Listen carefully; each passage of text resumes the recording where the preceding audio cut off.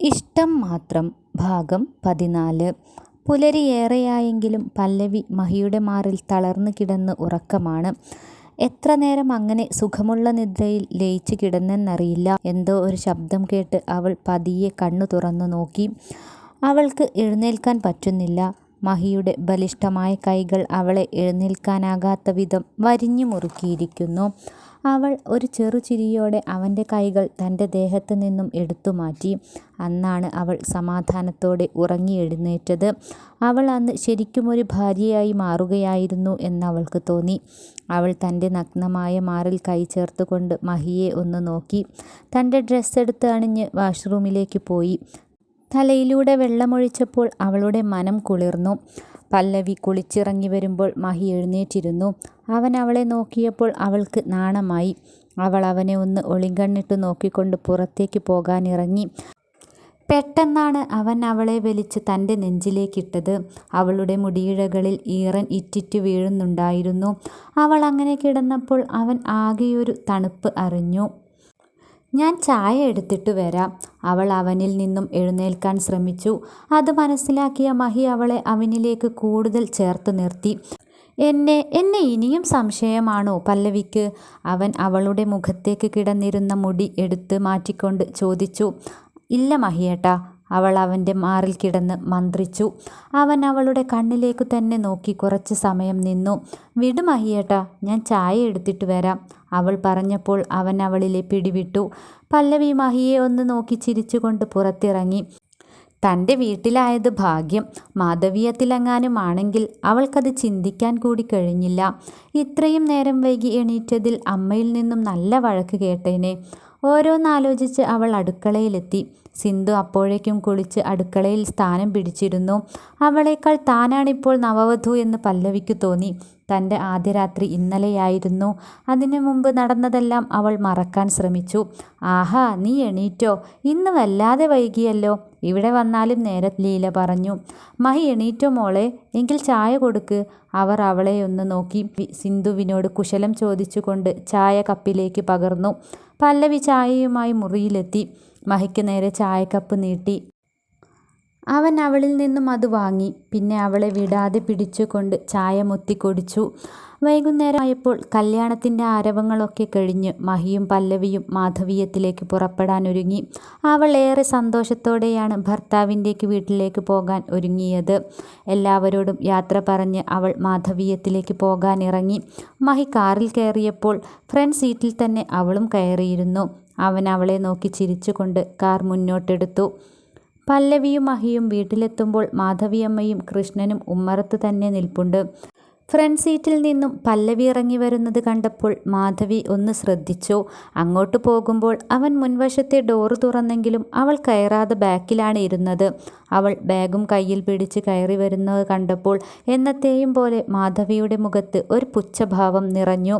തന്നെ ശ്രദ്ധിക്കാതെ അവൾ കടന്നു പോയതും മാധവിയുടെ മുഖം മാറി. "അവിടെ ഒരു 2 ദിവസം നിന്നിട്ട് കെട്ടിയെടുത്താൽ പോരായിരുന്നോ ഇവൾക്ക്?" മാധവി കൃഷ്ണനോട് പറഞ്ഞു. അത് പറഞ്ഞതും "നീ തന്നെയല്ലേ മാധവി അവൾ ഇവിടെ നിന്നും പോകുമ്പോൾ സമ്മതിക്കാതെ പിടിച്ചു വെക്കാറ്? ഇപ്പോൾ നിനക്കിതെന്തു പറ്റി? അല്ലെങ്കിൽ ഇവിടുത്തെ ജോലികൾ മുഴുവൻ ചെയ്യേണ്ടി വരും എന്ന പേടിയായിരുന്നല്ലേ നിനക്ക്?" അയാൾ പുച്ഛത്തോടെ പറഞ്ഞു. "അല്ലെങ്കിലും എനിക്കറിയാം നിങ്ങളെ. നിങ്ങൾ അവളുടെ ഭാഗമല്ലേ സംസാരിക്കൂ." അവർ കലിതുള്ളിക്കൊണ്ട് അകത്തേക്ക് കയറിപ്പോയി. മഹി അവരെ 2 പേരെയും ശ്രദ്ധിക്കാതെ പല്ലവിയുടെ പുറകെ പോയി. അവർക്ക് പുറകെ മാധവിയും അകത്തേക്ക് കയറി. പല്ലവി ഗീതുവിൻ്റെ മുറിയിലേക്ക് പോകാതെ മഹിയുടെ മുറിയിലേക്ക് പോകുന്നത് കണ്ട് അവർ ഒന്ന് അമ്പരന്നു. "ഏട്ടത്തി." ഗീതുവും തെല്ലമ്പരപ്പോടെ പല്ലവിയെ വിളിച്ചു. "ദാ ഇപ്പോൾ വരാം മോളെ." അവൾ ബാഗ് മുറിയിൽ വെച്ചുകൊണ്ട് പുറത്തേക്കിറങ്ങാൻ ഭാവിച്ചു. അപ്പോഴാണ് മഹിയും പുറകെ വന്നത്. അവൻ അവളെ വന്ന് കെട്ടിപ്പിടിച്ചു. "എവിടേക്കാ ധൃതിയിൽ? നിൽക്ക്." അവൻ പതിഞ്ഞ സ്വരത്തിൽ പറഞ്ഞു. "ഇപ്പോൾ വരാം മഹിയേട്ടാ, ഗീതുവിൻ്റെ അടുത്തേക്കാ." അവൾ കുസൃതിയിൽ പറഞ്ഞുകൊണ്ട് അവനെ പതിയെ തള്ളിമാറ്റി പുറത്തേക്ക് പോയി. അവളെ കാത്ത് ഗീതു താഴെ തന്നെ നിൽപ്പുണ്ട്. അവൾ അടുത്തേക്ക് ചെന്നപ്പോൾ ഗീതുവിൻ്റെ മുഖത്ത് ആകാംക്ഷയേറി. അല്പസമയത്തേക്ക് അവൾ ഒന്നും മിണ്ടിയില്ല. "പറ ഏട്ടത്തി, ഇത്ര വേഗം മഹിയേട്ടനോട് എങ്ങനെയാ ഏട്ടത്തി മിണ്ടിയത്?" ഗീതുവിന് ആകാംക്ഷ അടക്കാനായില്ല. മഹി തന്നോട് ചെയ്ത തെറ്റുകൾ എല്ലാം ഏറ്റുപറഞ്ഞത് അവൾ ഗീതുവിനോട് തുറന്നു പറഞ്ഞു. പക്ഷേ ആദ്യം അവൾക്കത് ഉൾക്കൊള്ളാനായില്ല. മഹിയേട്ടന് മാറ്റം വന്നൂന്നോ? അവൾക്കത് വിശ്വസിക്കാനേ കഴിഞ്ഞില്ല. പിന്നെ തൻ്റെ ഏട്ടത്തി അങ്ങനെയൊരു കാര്യം പറയുമ്പോൾ അത് തള്ളിക്കളയാനും തോന്നുന്നില്ല. പല്ലവിയുടെ സംസാരവും മുഖഭാവവും കണ്ടപ്പോൾ എന്തൊക്കെയോ സംഭവിച്ചിട്ടുണ്ടെന്നും പല്ലവി നല്ല സന്തോഷത്തിലാണെന്നും അവൾക്ക് മനസ്സിലായി. എന്താടി, അവർ ഇത്ര വേഗം സ്നേഹത്തിലായോ? നിന്റെ മുറിയിലേക്ക് വരാതെ അവൾ മഹിയുടെ മുറിയിലേക്കാണല്ലോ പോയത്, മാധവി ഗീതുവിനോട് ചോദിച്ചു. ഞാൻ പറഞ്ഞിരുന്നില്ലേ അമ്മേ, ഏട്ടത്തിക്ക് ഇഷ്ടമുള്ളിടത്തോളം എൻ്റെ മുറിയിൽ കാണുമെന്ന്. ഇപ്പോൾ ഏട്ടൻ്റെ മുറിയിൽ കിടക്കണമെന്ന് തീരുമാനിച്ചതും ഏട്ടത്തിയാണ്. അതിന് അമ്മയ്ക്കെന്താ? അവർ ഭാര്യയും ഭർത്താവുമല്ലേ? ഗീതു ഒട്ടും സങ്കോചം കൂടാതെ പറഞ്ഞു. അവളുടെ സംസാരത്തിൽ നിന്നും പല്ലവിയും മഹിയും തമ്മിൽ എന്തോ ഒരു ധാരണ ഉണ്ടാക്കിയിട്ടുണ്ടെന്ന് അവർക്ക് മനസ്സിലായി. മഹിയോടൊന്ന് ചോദിച്ചു നോക്കിയാലോ? മാധവി ഓർത്തു. കൃഷ്ണനാണെങ്കിൽ ഇതെല്ലാം കണ്ട് ഒത്തിരി സന്തോഷത്തോടെ ഇരിക്കുകയാണ്. മഹിയും പല്ലവിയും ഒത്തുചേർന്ന് പോകണമെന്നത് അയാളുടെ വലിയ ആഗ്രഹമായിരുന്നു.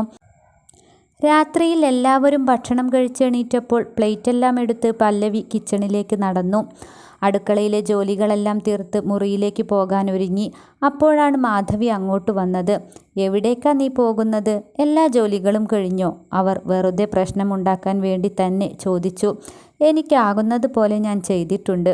ഇനി വേണേൽ അമ്മ ചെയ്തോ, അവൾ കൂസലന്യെ പറഞ്ഞുകൊണ്ട് പുറത്തിറങ്ങി. ഇവളെ ഇങ്ങനെ വിട്ടാൽ ശരിയാവില്ല, മാധവി അടക്കം പറഞ്ഞു. അവൾ പോകുന്നതും നോക്കി നിന്ന മാധവിയുടെ മനസ്സിൽ പകയുടെ കനലെരിഞ്ഞു.